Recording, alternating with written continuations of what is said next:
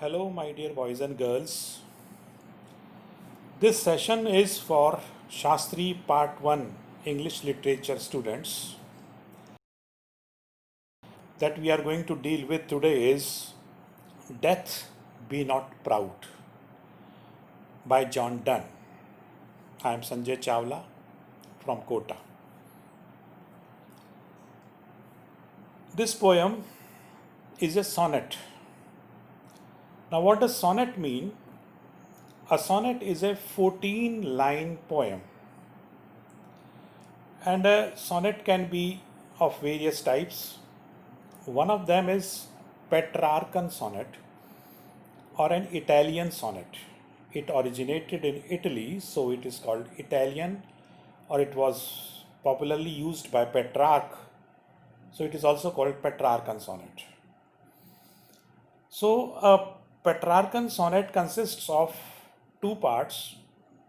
One is octave and the other is sestate. Octave means 8 lines, sestate means 6 lines. Octave can be further divided into two quatrains. Qua means 4, so quatrain means 4 lines.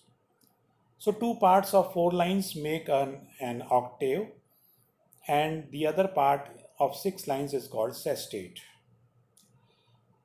There is one more thing that I would like to tell you before I start reading or reciting this poem.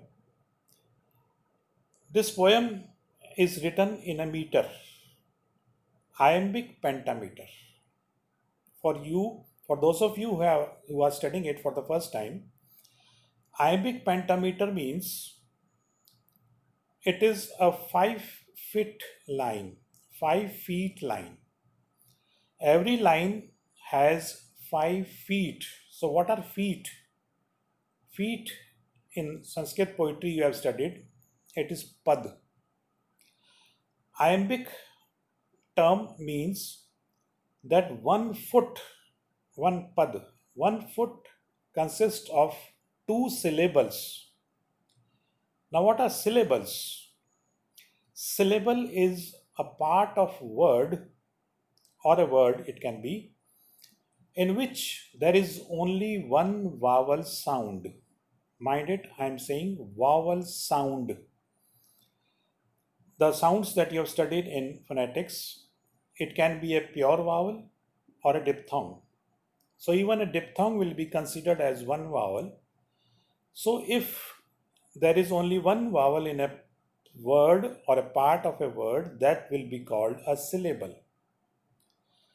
So in every line there will be 10 syllables in all. In a group of 2, that means 5 groups. You can see that I have marked in these lines the feet, the 2 syllables together. The first syllable will be unstressed and the second syllable will be stressed. So when an unstressed syllable is followed by a stressed syllable and they together make 5 feet in the whole line, it is called iambic pentameter. This whole sonnet is written in iambic pentameter. You will see. So, and about the rhyme scheme also let us discuss. It is A, B, B, A. Now what does this mean? This means that the first line ending with the vowel E, we can see here. So whatever the ending is in the first line, we'll mark it A. If the second line also rhymes same way, it will be also marked A. But here in this poem, it is not so. So if it is not so, we write B. And in the third line, if it repeats A or B, it will be marked accordingly. And this thing also happens in the fourth line. Okay, we'll discuss it later on. So let us first of all enjoy the sound of the poem. Let us read it with proper rhythm and intonation. The first syllable will be unstressed, then stress. Unstressed, dum, da, dum, da. That is the way we read this poem. Death be not proud, though some have called thee mighty and dreadful, for thou art not so. For those whom thou thinkest thou dost overthrow, die not, poor death, nor yet canst thou kill me. This was the first quatrain. Now the second quatrain of the octave. From rest and sleep, which but thy pictures be, much pleasure then from thee much more must flow, and soonest our best men with thee do go, rest of their bones and souls delivery. Now the sestate part, the 6 lines. Thou art slave to fate, chance kings and desperate men, and dost with poison, war, and sicknesses dwell, and poppy or charms can make us sleep as well. And better than thy stroke, why swellest thou then?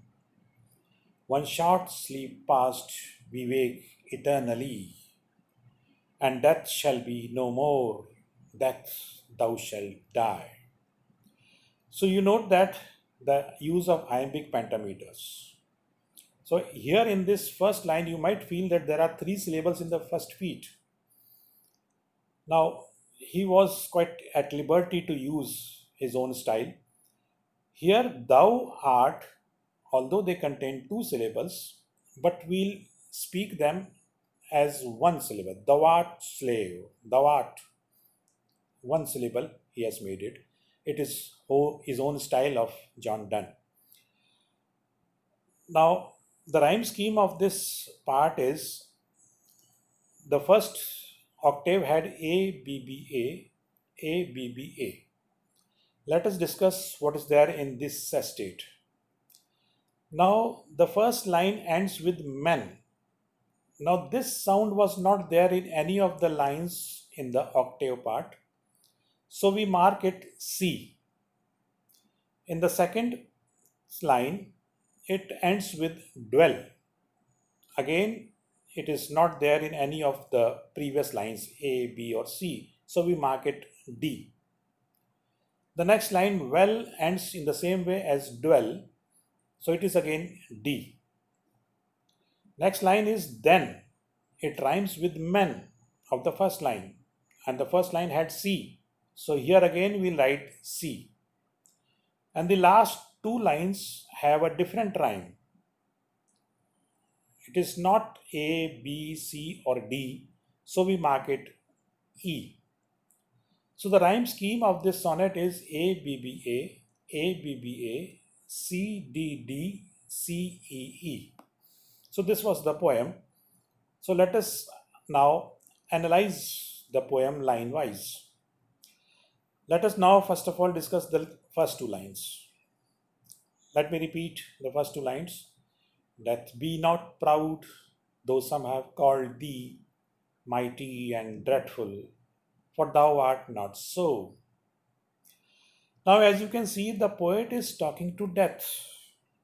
Now, death is not a human being.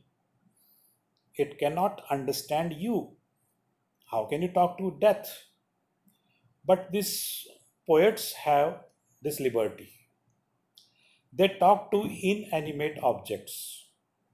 They talk to abstract things to express themselves. So, when this happens in poetry, this is called personification. It is a figure of speech. Personification. You talk to some inanimate object or an abstract idea as if it were some human being. And when you start talking to that person, the person, though may not understand you, is not at all listening to you. But this is again a device used by the poets, and this is called apostrophe. So the use of personification and apostrophe is there in this poem. Now, what does he want to tell the poet? Death. The poet tells death that it should not feel proud. Now, as we all know, death if it had been a human being, it had felt itself very proud of itself. Why? We know death is all powerful. Everybody is fearful of death. Everybody is scary. Everybody fears death. So it is all powerful. Some people have called it mighty and dreadful. Mighty is powerful, dreadful is fearful. But the poet is going to prove in this poem logically that death is not at all powerful, it is not at all fearful, it is nothing in front of him or before him. So let us see how he does that. In the next two lines, he says, "For those whom thou thinkest thou dost overthrow," overthrow is defeat, "die not, poor death, nor yet canst thou kill me." Those whom death thinks it kills do not truly die. So according to the poet, death believes that it has killed someone. But actually they are not killed, they do not die. Now this is the style of John Donne. He is also called a metaphysical poet. We won't go into the details of the metaphysical term, but he argues, he discusses like philosophers. First he'll give a statement, then he'll prove himself that how death cannot kill anybody. Death cannot kill even the poet. This is a use of paradox. Now what is paradox is, it is again a device used by the poets often. It is what you call in Hindi virodhabhas. The word virodhabhas means virod plus abhas. Abhas means apparently you feel that there is something contradiction in that. It is a contradictory sort of statement. But actually it is not contradiction. He will prove himself that death is not at all powerful and it cannot kill anybody. Although we know very clearly death means somebody is killed or somebody dies. But a person does not die by death. This is what the poet is going to prove in this poem. In the next line, he says, "From rest and sleep, which but thy pictures be, much pleasure then from thee, much more must flow." Now, rest and sleep, we know, when somebody is taking rest or sleeping, his posture is almost like that of a dead person. No difference. Only you come to know that he is not dead. But when you look at a person who is resting or sleeping, he appears to be dead. So rest and sleep are only pictures of death. So what does picture means? Picture means a copy, a small form, a type of death, but in small form. A person get up, then he is okay. But these are only pictures of death. So rest and sleep make us happy. They give us pleasure. So when these copies of death, that is rest and sleep, they give us pleasure, so death must be giving more pleasure. So he wants to prove that death is not something to be afraid of. It is not scary. We'll enjoy much more rest and sleep at the time of death. So rest and sleep are little copies of death. They give pleasure. So death itself must be even more pleasurable. So this is the style of John Donne. He is argumentative. He gives logical arguments. This is one of the qualities of the metaphysical poets. He is doing that in here. In the next lines he says, "And soonest our best men with thee do go, rest of their bones and souls delivery."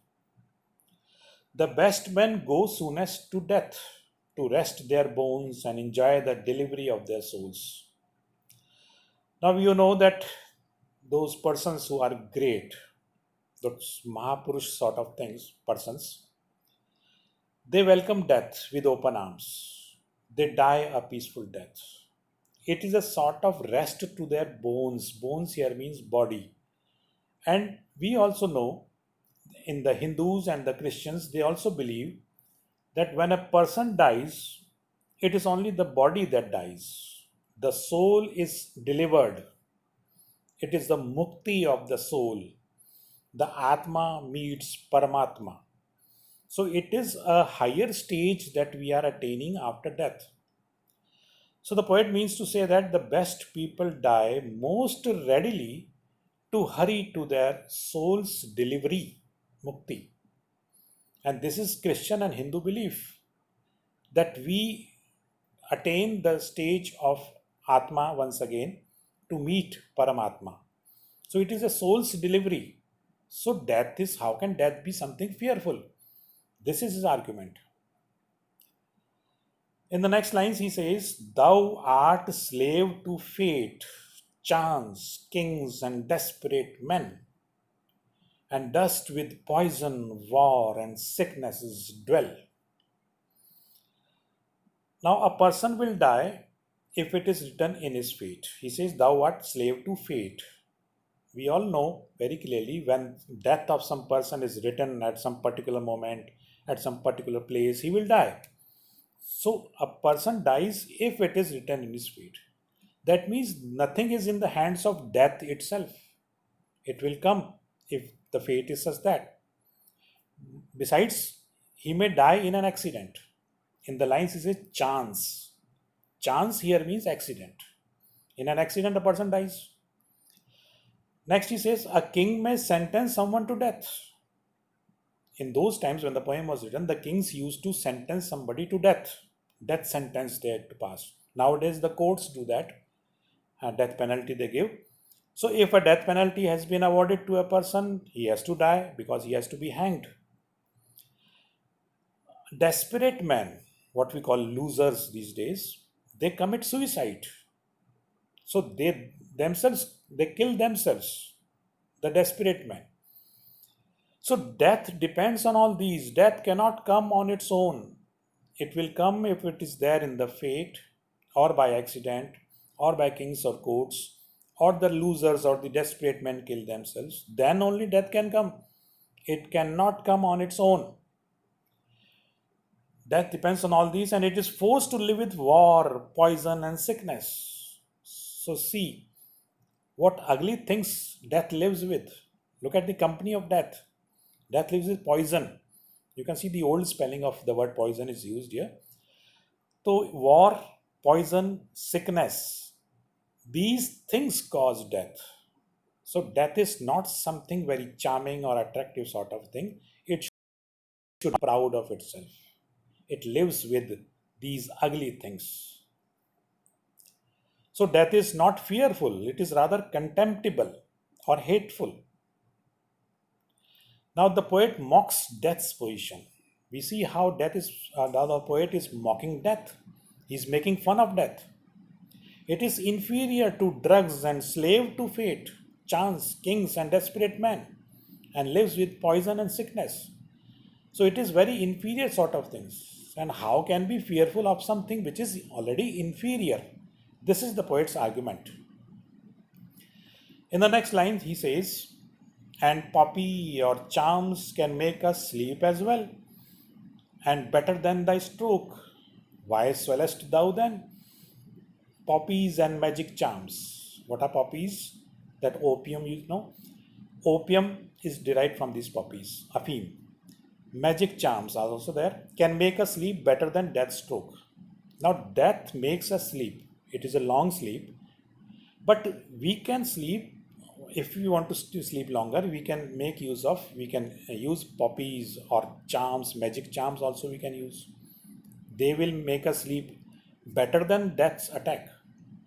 So why is death swelling with pride? Gavand mein fool na swell with pride. Why is death proud of itself? There is nothing to be proud of. So we see how the poet belittles death. Belittle, making somebody very small. tuch. You are nothing. And besides, death is not in control of itself. That depends on all those things that we have studied before. So why is death so proud? So he is trying to prove that there is nothing for death to be proud of. Next he says, one short sleep past we wake eternally, and death shall be no more. Death, thou shalt die. These are the concluding lines. Death is only a short sleep, he has proved that. After which the dead awake into eternal life. This we know in our philosophies. When a person dies, his Atma, the stage that he goes into, is eternal. Now, after becoming an Atma, a person cannot die further. His soul is delivered from this cycle of birth and rebirth, where death shall no longer exist. Death cannot kill a soul because the soul has been delivered. So it has no power after that. So death itself will die. Look at this strange sort of statement. It may appear contradictory.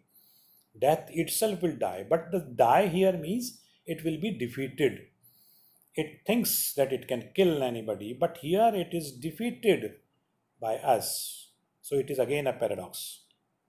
So if the afterlife is eternal, then when the person dies, it is really death that dies, not the person. Person is not dead, he is in the form of soul now. That person will never be again subject to death. Now death cannot put her icy hands upon it, upon that person in the form of Atma. So again, this is a use of paradox in these lines, a very beautiful use of paradox. Now we have seen that it is a Petrarchan sonnet or an Italian sonnet having one octave and one sestet. 8 lines, 6 lines. Rhyme schemes we have noted is A, B, B, A, A, B, B, A, C, D, D, C, E, E. And it is written in iambic pentameter that we have seen earlier.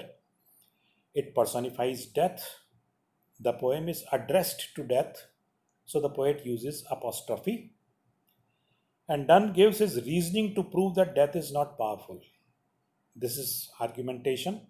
This is the style of metaphysical poets. The poet ends with an excellent example of paradox. So this was the beauty of the poem. So Death Be Not Proud was the poem by John Donne. Thanks for today, and that's all.